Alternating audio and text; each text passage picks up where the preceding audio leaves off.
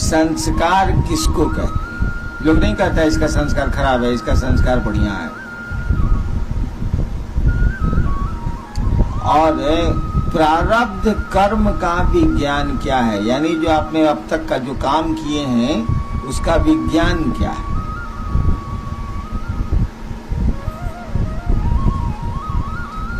कल मैंने कहा था कि आज के लिए सवेरे चर्चा शुरू करूंगा, अभी समय पूछा तो मालूम हुआ कि 8 बजने हुआ। मैं यही सोच रहा था कि आदमी के बस में कुछ भी नहीं है। कल मैंने सोचा था कि सवेरे इस काम को करूंगा, 6:30 में शुरू करूंगा, 7:30 में खत्म कर दूंगा। आज सबसे ज्यादा विलंब से शुरू हुआ, 8 बजे। हाँ चलिए, संस्कार किसको कहते हैं समझिए। मान लीजिए एक आदमी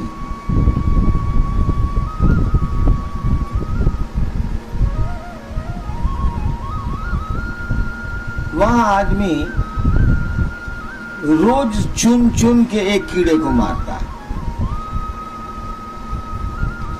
उसने तय किया है कि हम रोज वो कीड़ा मारेंगे। मान लीजिए कि 5 कीड़ों की हत्या की सजा भुगतने भर वो जिंदा है। बूढ़ा आदमी है, मान लीजिए थोड़ी देर के लिए, 50-60 साल का आदमी है, 70 साल का आदमी है। उसको सनक सवार है कि हम रोज वो कीड़ा मारेंगे। जब तक जिंदा रहा वो 5 साल 2 साल मारता रहा, मर गया, शरीर छोड़ दिया उसने। जितने कीड़े मारे उसने, उसका प्रतिफल, उसका प्रतिफल माने उसका रिएक्शन तो जाएगा। मान लीजिए कि 2.5 साल आपने कीड़े मारे, तो मान लीजिए कि उसका प्रतिफल आपको, नतीजा आपको 10 साल में भुगतना पड़ सकता है। अब मर गया वो 2 साल के बाद, तो ये प्रतिफल तो बच गए, रह गए। मैं आदमी पर उदाहरण नहीं देना चाह रहा। जैसे एक आदमी है जिसने 20 हत्याएं की,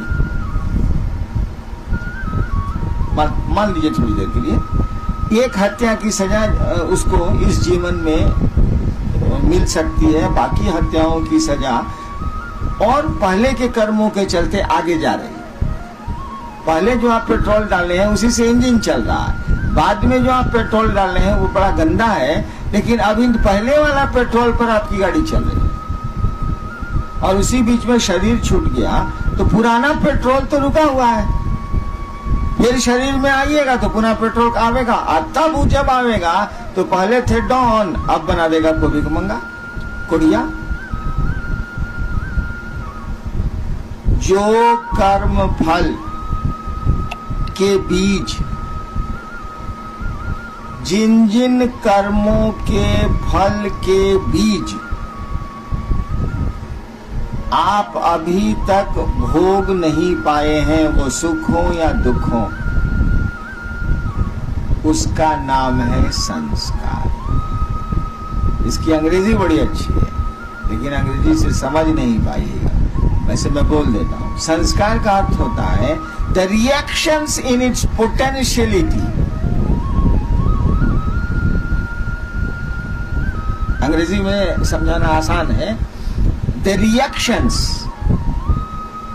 रिएक्शन आपको लिए हुए हैं, आप जो कर्म किए हैं उसका प्रतिफल लिए हुए हैं आप, इन इट्स पोटेंशियलिटी, यानी वो सीड के रूप में आपके पास बैठा हुआ, दिया के रूप में है। अनुकूल वातावरण, अनुकूल मौसम, अनुकूल पानी, अनुकूल हवा, अनुकूल सूरज जब मिलेगा तब वो अंकुरित होगा और उसमें पौधा निकलेगा।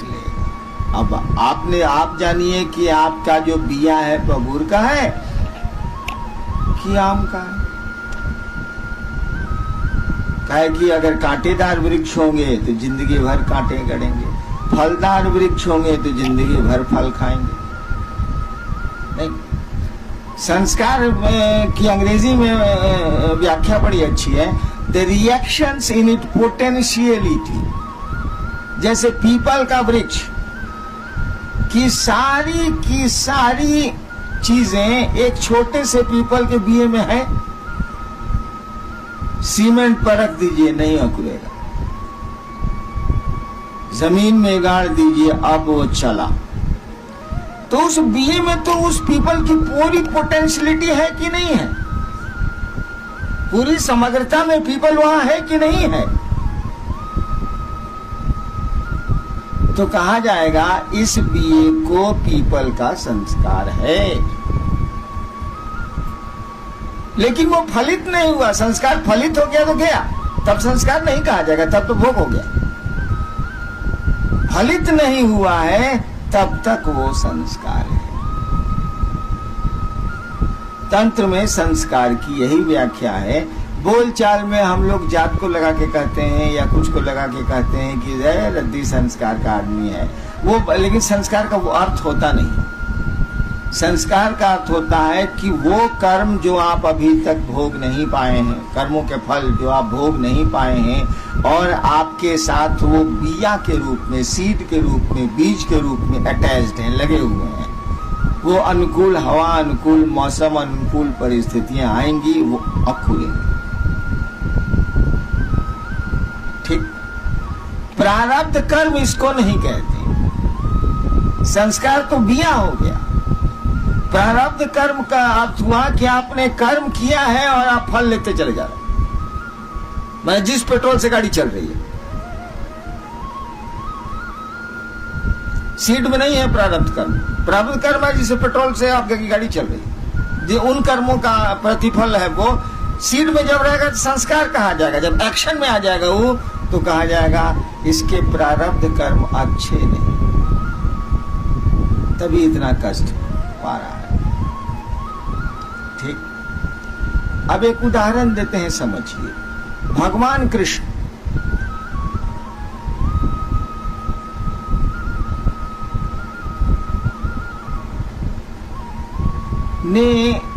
ने तो नहीं कहिएगा, भगवान कृष्ण के रहते उसमें उनकी सहभागिता रही है, इन्वॉल्वमेंट रहा है। रहते कितनी हत्याएं हुई सोचिए तो।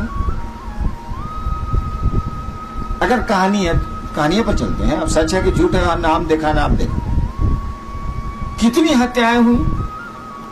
यानी भगवान कृष्ण को तो आने वाले 2-3 हजार जन्मों तक उसको तो पखाना का पिल्लू बना देगा,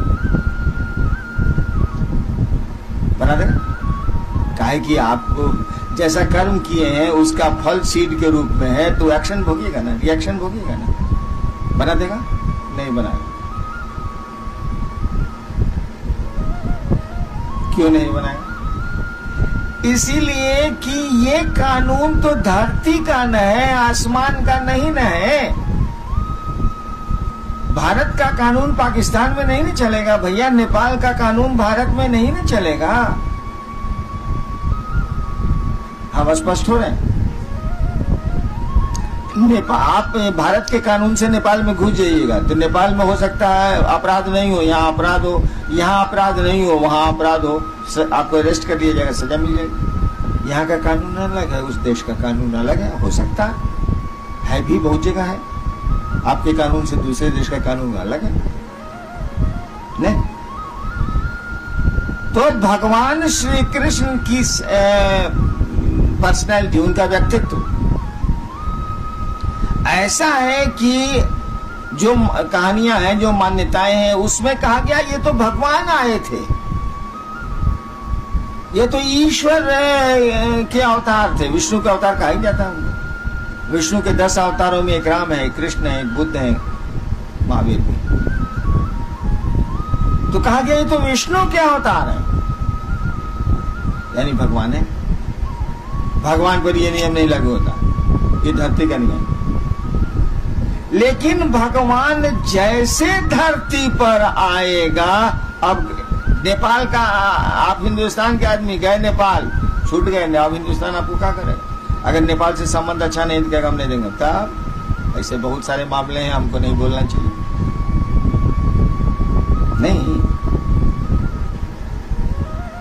लेकिन फिर आप नेपाल से इंडियन टेरिटरी में घुस गए, भारत की सीमा में प्रवेश कर गए, तो पहले से रखा हुआ वारंट ऑफ अरेस्ट अपराध के चलते आपको धर लेगा, नहीं धरेगा? धर लेगा। भगवान श्री कृष्ण ने जिस प्रयोजन से धरती पर अवतार लिया,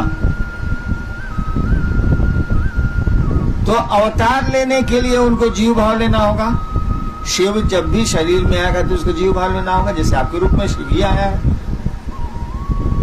अवतार लेना होगा। जैसे वो अवतरित होंगे, योनिगत होंगे, जैसे होंगे वो अब धरती के कानून के पकड़ में वो आगे। कानून नहीं का बनाया हुआ, लेकिन ऊपर से तब बनाया हुआ है, यहाँ नहीं चलेगा, यहाँ वो फंसेंगे। अब भगवान श्री कृष्ण ने मान लीजिए कि 10,000 आदमी उनके चलते मारे गए, मान लीजिए, थोड़ी देर के लिए मान लीजिए, वैसे बहुत ज्यादा है। अब वो फिर उनका शरीर छूटा, बहलिए का तीर लगा। वैसे गंजन तो भगवान श्री कृष्ण का इसी जीवन में इतना हो गया कि मत पूछिए उतनी कहानी, क्योंकि महाभारत के बाद 36 साल श्री कृष्ण जिंदा रहे। आप नहीं जानते हैं कि 36 साल की हिम क्या। महाभारत जब खत्म हो गया, 18 दिन तो चलबे किया, उसके बाद 36 साल 107 या 8 साल की उम्र में उन्होंने शरीर छोड़ा। 36 साल वो जिंदा रहे और उनकी आंखों के सामने पूरा का पूरा यदुवंश समाप्त हो। उनकी आंखों के सामने उनके दोनों बेटों की हत्या हुई। हत्या नहीं हुई, उन्हीं के सामने उनके बड़े बेटे को मार के, बैठे हुए हैं पेड़ की जड़ के पास, मार के जूतों से उसके सर को रगड़ा जाने लगा। तब जाके श्री कृष्ण को थोड़ा क्रोध आया। उनके सामने बेटे उनके मारे गए, आपसे में लड़के मरे, कोई दूसरा नहीं मारा। उसके बाद जो खून का मारने जाने से जो खून का छींटा उनके देह पर पड़ रहा था, बैठे हुए थे पेड़ की जड़ के पास, छींटा जो पड़ रहा था उसी को धोने वो वहां गए थे। और धो के जैसे फिर वहीं एक पत्थर पर बैठे ही थे वो कि तीर आके लगा। पारधी आया दौड़ के, कहा कि पहचान लिया, कहा पारधी मैंने बह लिया। पारधी आया दौड़ के, कहा कि भगवान हमसे भूल गए, हमने समझा एक चिड़िया खूबसूरत सी है, लाल ओठ है उसके, मैंने तीर चला दिया। धुंधला था, अभी सुबह नहीं हुई थी पूरी तरह, धुंधला था, आज जहर वाला तीर था चला।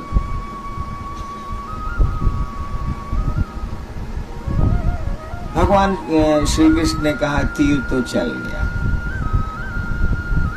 तीर तो चल गया, आप जो समझ के चलाइए, तीर तो चल गया, वो तो अपना एक्शन करेगा।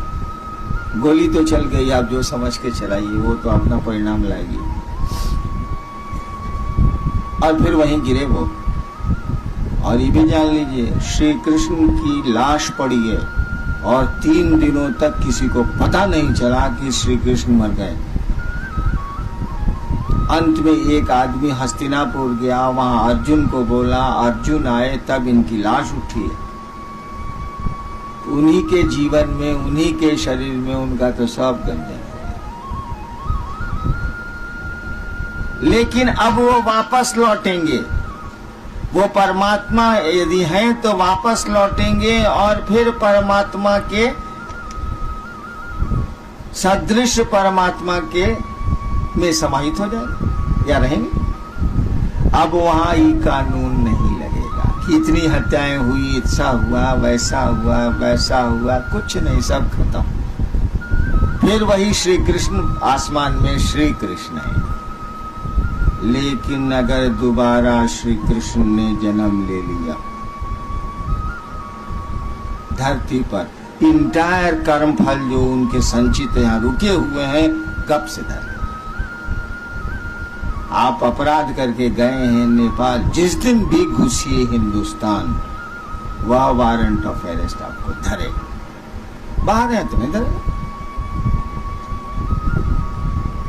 प्रारब्ध कर्मों का यही विज्ञान है। और ये जान लीजिएगा, धरती का मानी केवल आदमी नहीं होता, सभी देवता धरती के में आते हैं, कोई देवता धरती की पकड़ से बाहर नहीं, एक्सेप्ट शिव और फिर उनके लोग, कोई धरती के बाहर नहीं है। यहां तक भी जिसको शिवलोक बोलते हैं, शिवलोक में शिव नहीं है, शिवलोक बोलते हैं, वह भी धरती की पकड़ में, माने वहां भी ये कानून लागू है।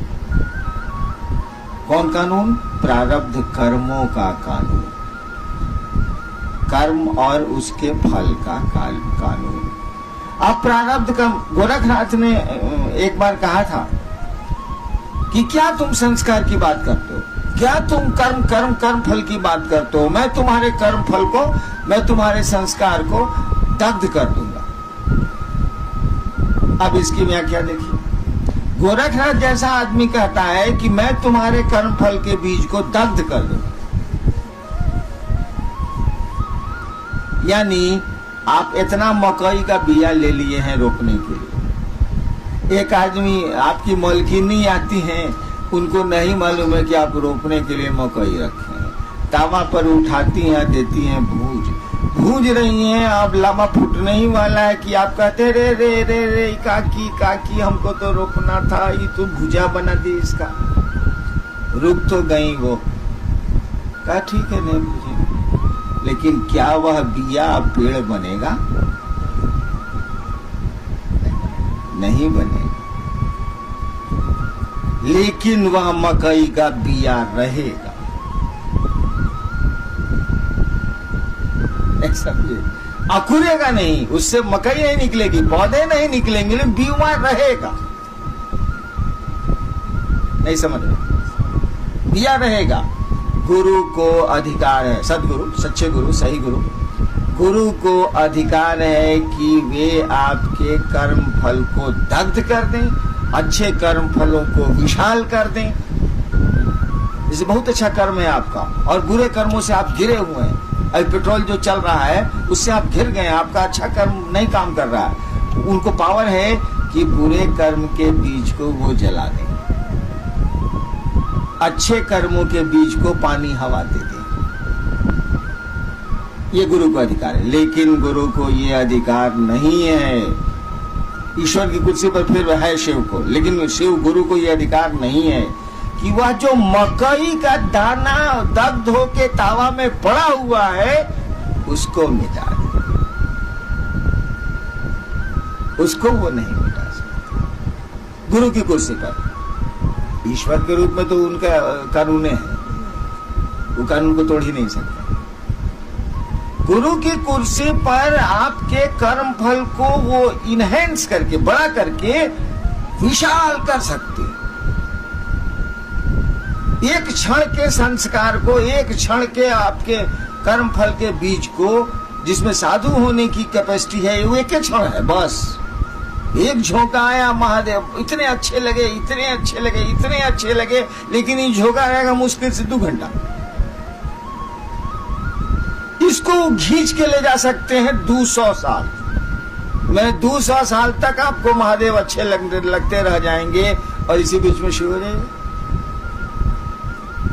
गुरु को यह भी अधिकार है कि कोई कर्म फल आपके साथ लगा हुआ है जो 20 वर्षों तक आपको परेशान करता रहेगा और गुरु के काम में वो बाधक बनता रहेगा। आपके दृष्टिकोण से काम नहीं होगा, उनके दृष्टिकोण से होगा। तो वो 20 साल के कर्म फल को 1/1 करोड़ हिस्सा में पास करा दे। 1/1 करोड़ हिस्सा सोचिए में पास करा दे, पता नहीं चलेगा, ये उनको पावर है। लेकिन वो सीड को नहीं हटा सकते, सीड रहेगा, वो उतना आपको लेना पड़ेगा। बिया का भक्षण आपको करना पड़ेगा, वो बिया आपको लेना पड़ेगा, उसमें गुरु कुछ नहीं। लेकिन वह बिया पेड़ नहीं बनेगा, अंकुरित नहीं होगा, यह गुरु कर सकते हैं, उनको पावर है। सही गुरु को, उनको पावर है। लेकिन बिये को हटा देने का पावर मात्र शिव को है, क्योंकि मात्र शिव महेश्वर शिव, ईश्वर शिव, भगवान उनको है और वो उन्हीं का कानून है, इसीलिए हटाते नहीं है। उन्हीं का नियम है, उन्हीं की इच्छा से ये सिस्टम चल रहा है, इसीलिए हटाते नहीं है। अब सुनिए, मैंने कई बार कहानियां सुनाई हैं कि एक आदमी था जो कथा पढ़ता था और भगवान का बहुत बड़ा भक्त था। एक गांव के बाहर आया और पहले तो नियम था ना कि कोई साधु आया है गांव के बाहर तो गांव वाले उसको भोजन वोजन कराते थे। तो लोग कथा सुनने शाम में जाते थे और कथा सुनते थे और गांव के लोग उसको भोजन देते थे। गांव के बाहर एक मंदिर के बाहर टिका हुआ है। एक औरत थी जो प्रतिदिन खाना बना के ले जाती थी, उनको खिलाती थी, पानी ले जाती थी, पिलाती थी और ये सिलसिला 6 महीने तक चला। समझ रहे? 6 महीने तक चला। 6 महीने के बाद उस कथावाचक भक्त को कहीं वहां से अब जाना था। उसने रात में कहा कि देखो मैं परसों चला जाऊंगा, तुम 6 महीने से मुझको भोजन करा रही हो, कुछ चाहिए तो बोलो। उस महिला ने कहा हम कुछ चाहने के लिए आपको नहीं खिलाते, हम तो आप साधु हैं, हमको श्रद्धा है इसीलिए खिलाते हैं, हमको कोई जरूरत नहीं है, कोई इच्छा नहीं है, इसके चलते हम किसी चीज के लिए, किसी चाहत के लिए आपको खिलाता हूं, ऐसा नहीं। कहने नहीं 6 महीना तुम खिलाई हो, कुछ तो हमको देना चाहिए। कहते नहीं छोड़िए, हम तो ऐसे ही आपको खिलाते थे, कुछ हमारे दिमाग में नहीं है, कुछ भी हम नहीं चाहे। ये एकदम जिद पर अड़ा हुआ था कि इतना दिन इसका एहसान है, कुछ दे दें। जिद किया इसने तो उस महिला ने कहा कि देखिए हमको शादी हुए 15 साल हो गए, हमको कोई संतान नहीं है। कहा ठीक है कल आओगी तुम खाना लेके, मैं परसों जाऊंगा, कल आना। रात में उसने अपने भगवान को वायरलेस किया, जिस जो भी उसका आराध्य हो। भगवान ने से इसने पूछा कि जी ऐसा ऐसा हुआ है। महिला बोली है कि हमको संतान नहीं है, हमको 6 महीना खिलाई है, आप बताइए कि उसको संतान है कि नहीं तकदीर में। भगवान ने कहा कि उसकी तकदीर में संतान नहीं। बात खत्म हो गई। दूसरे दिन वो महिला आई, कथा खत्म हुई, परसों इसको जाना था, मतलब दूसरे दिन सुबह इसको जाना था। रात में फिर सब चले गए तो महिला ने भोजन निकाला, लोटे में पानी लाया, कहा कि खा लीजिए। कहा कि देखो हम खाएंगे नहीं, तुम 6 महीना हमको खिलाई हो और भगवान ने जब कह दिया कि तुम्हारी किस्मत में संतान नहीं है, हम तुमको संतान दे नहीं सकते, हम खाएंगे नहीं। बहुत जिद की कि भैया हम तो पहले भी कहा था किसी चीज के लिए आपको नहीं खिलाना है, आप खाइए। तो आप जिद किया तब ना हम बोले हैं, हम तो बोल भी नहीं रहे थे, हम 40 के लिए खिलाया भी नहीं था आपको। वो आदमी नहीं खाया, कहा कि हम इतना भी नहीं कर सके तो क्यों खाना खाया। और महिला जिद कर रही है खाने के लिए, नहीं खाया। वह महिला बहुत उदास मन से कि हम काहे बोल दिया, बाबा जी खाए नहीं, काहे बोल दिया। उदास मन से वही खाना और वही लोटा में पानी लिए हुए घर को वापस जा रही थी। चांदनी रात थी, जा रही थी तो गांव में पीछे रोड थोड़ी है, खेत की मेड़ है, खेत के मेड़ पर जाना है। ये बहुत दुखी थी, सोचते जा रही थी कि हम कौन पाप किया जो हम उनको कह दिया कि हमको संतान नहीं है। ती भी बहुत, अब खाए काहे नहीं वो, यही सोचते जा रही थी। उधर से को मलंग साधु चला आ रहा था। अब मेड़ तो एक को है, कोई उतरेगा तब ना मेड़ वापस करेगा, नहीं उतरेगा तो टकरा जाएगा। साधुओं भी मलंग था, वो कुछ सोचते हुए आ रहा था, वो ध्यान नहीं दिया कि कोई सामने से आ रहा है। यो बेचारी इस चिंता में थी, इसने भी ध्यान नहीं दिया कि सामने से कोई आ रहा है। दोनों टकरा गए, खेत के मेड़ पर दोनों टकरा गए। टकरा गए तो खाने का बर्तन और लोटा फेंका गया। बर्तन फेंकाया और लोटा फेंकाया तो साधु ने देखा कि अरे इसमें तो रोटी है। साधु ने कहा मां रोटी है। बस बिना सोचे समझे 4 गो रोटी थी, 4 गो रोटी सब्जी खाया, और लोटा भी खेत में टेढ़ा हुआ था, उसमें पानी था, पानी पिया और कहा कि माँ जाओ, मैंने 4 रोटियां खाई हैं, तुम्हें 4 संतान होगी। बिना बोले वो बोल गए, बात आई गई, खत्म हो गई। फिर वो कथावाचक भक्त 7-8 साल के बाद अपना फिर प्रोग्राम उसी गांव में बनाया। लोग जुटे, वहां महिला भी जुटी, उसके साथ 4 बच्चे थे। तो कथा हो रही थी, उस समय तो नहीं कुछ बोला। बाद में उसको बुलाया हूं कि ये बच्चे किसके? उसने कहा मेरे हैं। अरे हमको तो भगवान ने कहा कि तुम्हारी किस्मत में नहीं है, तुमको बच्चे कहां से हो गए? उसने कहानी सुनाई कि ऐसे ऐसे मैं टकरा गई, भोजन गिर गया, वो साधु लगता है भूखा हुआ था, बिना कुछ पूछे खा भी लिया, पानी भी पी लिया। मैंने 4 रोटियां आपके लिए लाई थी, उसने कहा जा तुम्हें 4 बेटे, मुझको बेटे हो गए। कहा ठीक है जाओ।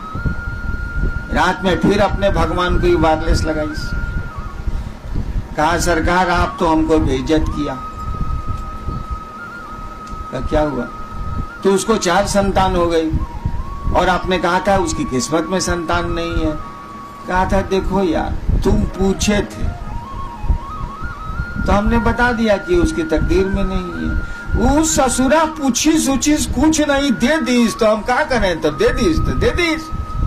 तुम पूछने आए थे, वो दे दीस। कुछ पूछिस था वो हमसे, वो तो दे दीस, तो अब क्या करें? जोड़ना पड़ा हमको, दे दीस तो क्या करेंगे?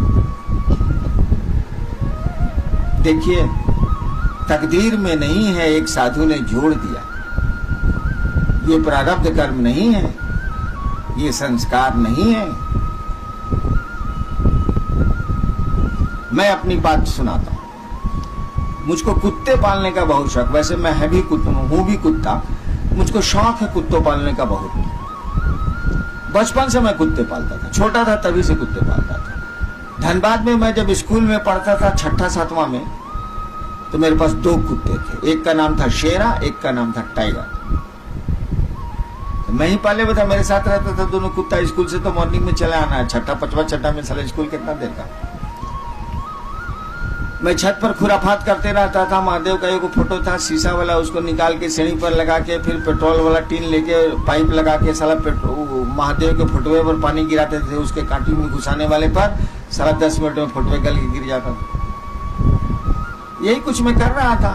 तब तक नीचे 2-3 साधु थे, 3 साधु थे लाल कपड़ा पहने हुए, आवाज दे। तब ऊपर से बालकनी से झांके, देखा कि 3 वो साधु है बरामदा के आगे नीचे। दोनों कुत्ता तो मेरे साथ रहता था। हम का दोनों कुत्ता चला नीचे, मैं भी उसके साथ था। मैंने छिटकी नहीं खोली तो तीनों साधु खड़ा था सामने। हमने कहा कुत्ता को, दोनों कुत्ता हाउ हाउ हाउ करते हुए तीनों साधु पर पड़ गया। तीनों साधु भाग चला, भागते भागते बोला साला हम पर कुत्ता छोड़ा है, तुम आईएएस नहीं पास करेगा।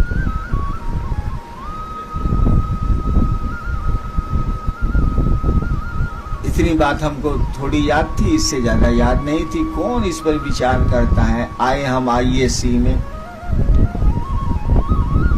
पहला बार जो काम किया वो माइक से नहीं सुना सकता।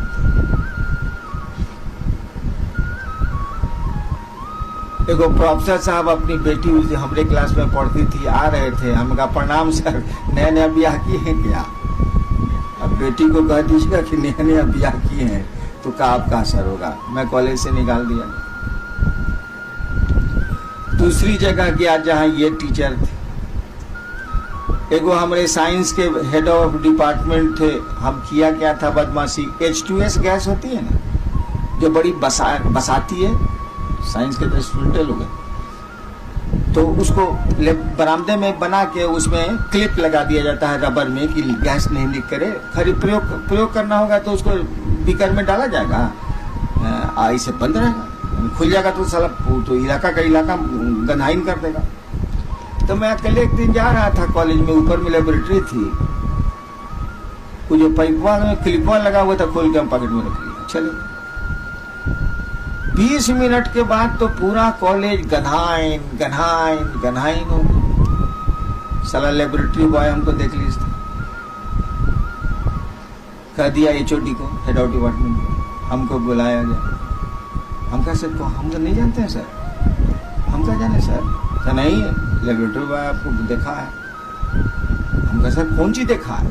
तो हमको बाहर ले गया, H2S क्लिप लग चुका था H2S गैस के पास। कहा उसे प्रैक्टिकल कंपलसरी था, अगर प्रैक्टिकल में फेल तो फेल। तो बोला कि देखिए मेरी जिंदगी तक आप पास नहीं करिएगा। हम कहा सर हम पास तो नहीं करेंगे, लेकिन आप भी फेल कर जाइएगा सर। सर ऊपर से कूद जाएंगे तो अब क्या होगा सर? 2 साल गया। तिबारा एक बहुत बड़े गुरु जा रहे थे साहेबगंज से, मैं उनका दुल्हरुआ था, फर्स्ट क्लास में थे, उसमें फर्स्ट क्लास था। हम कहा बाबा दोनों बार झगड़ा करके हम परीक्षा पास नहीं किए हैं IAS से। एक लाइन वाली बोला, सड़क बंद हो तो डाइवर्सन ले लो। सड़क बंद हो तो डाइवर्सन ले लो, मैंने अगर मार्ग बंद है तो पार मार्ग से जाइए, डाइवर्सन जाइए। साइंस में पढ़ते हो ना, आर्ट्स में चले। उसके बाद मेरा रिजल्ट क्या है बैठेंगे, 7 विषय में हमको डिस्टिंक्शन आता था, जबकि रात भर मसान में रहते थे, इन्हीं के साथ रहते।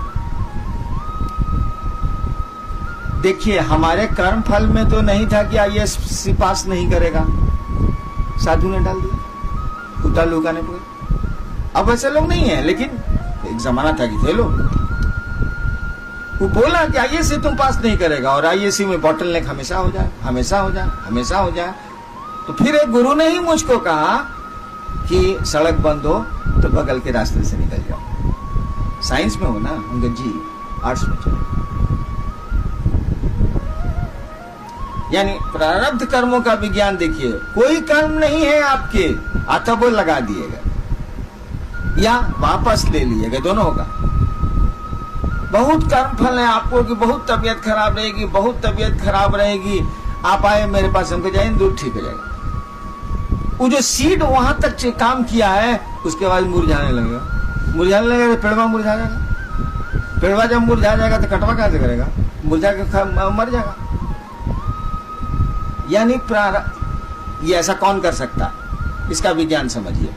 ये पूरा का पूरा सिस्टम, पूरी की पूरी ये पद्धति कि कर्म कोई करेगा और कर्म के फल लेगा, ये तो उस शिव की इच्छा से न है, उस ईश्वर की इच्छा से न है। इसके पीछे जो कानून का बल है वो तो शिव की इच्छा है ना, पार्लियामेंट वहां थोड़ी है। ये भाई धरती पर जो भी सिस्टम चल रहा है वह शिव की इच्छा से न चल रहा है। कर्म कर्म फल का विज्ञान, कर्ता आप हैं तो कर्म आप करिएगा, कर्ता कर्म करेगा तो कर्म के फल भी लेगा। कर्ता आप नहीं है तो आप कर्म नहीं करेंगे। सब करे छथिन महादेव, बोली में नहीं मौन बूझने लगा, अब कोई कर्म नहीं हो रहा, सब कर्म महादेव कर रहे हैं। हम नहीं करे छी हो महादेव जनथिन बा, भूख लगल छी जाई छी कुछ खाएला। अब आप करता नहीं है, तो जब करता नहीं है तो कर्म कैसे करिएगा? तो आपका मन तो बुझ रहा है महादेव करता है, आप तो माध्यम है, मशीन हो गए आप। तो कर्म ही नहीं कीजिएगा तो फल कहां से लीजिएगा? ये पूरा का पूरा सिस्टम उस शिव की इच्छा से न चल रहा है। इच्छा माने शक्ति, उस शक्ति से न चल रहा है। किसी ने अपने मन को शिव के मन से जोड़ दिया। इतना बड़ा लोहा का गोला इतने दूर में ताप पैदा कर रहा है, एक दूसरा गोला भी आया और वो इतना थोड़ा गर्म हो गया, तो वो कुछ दूर में ताप फैलाएगा, हीट फैलाएगा। लोगों का मन कुछ लोगों का मन उस शिव से जुड़ जाता है, तो पूरा का तो पूरा नहीं, लेकिन कुछ दूरी तक वो जो चाहते हैं उस सिस्टम को उलट देते हैं, जोड़ देते हैं, घटा देते हैं। नहीं क्लियर हुआ? किसी का मन शिव से जुड़ गया है, उन्हीं की इच्छा से हो रहा है ये काम, तो इसकी भी इच्छा तो छोटे मोटे शिव की इच्छा हो रही है ना। इसने कहा ये काम नहीं होते तो नहीं होते जो, अब वो सिस्टम तो वहां ब्रेक कर गया, सिस्टम ब्रेक कर गया, या आपके कर्म फल में नहीं है, उसने कहा जाओ हो जाएगा। तो कर्म फल में तो नहीं है, लेकिन उस सिस्टम उसका मन शिव से जुड़ा हुआ है, तो उस सिस्टम को डिस्टर्ब कर दिया वो। आप समझ रहे हैं कि नहीं समझ रहे हैं? एक जादूगर को देखें, कभी जादू तो किया है आप लोग? घर पे नहीं किया तो क्या पूछिए। जादूगर को देखिएगा, उसके साथ एक छोकड़वा रहता, दुगरम चेलवा रहता। पहले की बात हम कह रहे हैं, जब जादूगरों से मेरा साथ था तब उसके साथ एक छोकरा रहता। साला बहुत बात पूछता है, पूरा बात तो नहीं पूछता है, लेकिन बहुत बात पूछता है। साला अकेले रहेगा तो वो कुछ खेल तमाशा करिए देगा। उसको बोलते हैं जमूरे। कचहरी में देखिएगा तो जादूगर बोलेगा हाँ जमूरे, हाँ उस्ताद। वो बोलेगा हाँ उस्ताद। हाँ बोल जमूरे, हाँ उस्ताद। साहब के पकड़ में क्या है जमूरे? उस्ताद साहब के पकड़ में कलम है उस्ताद।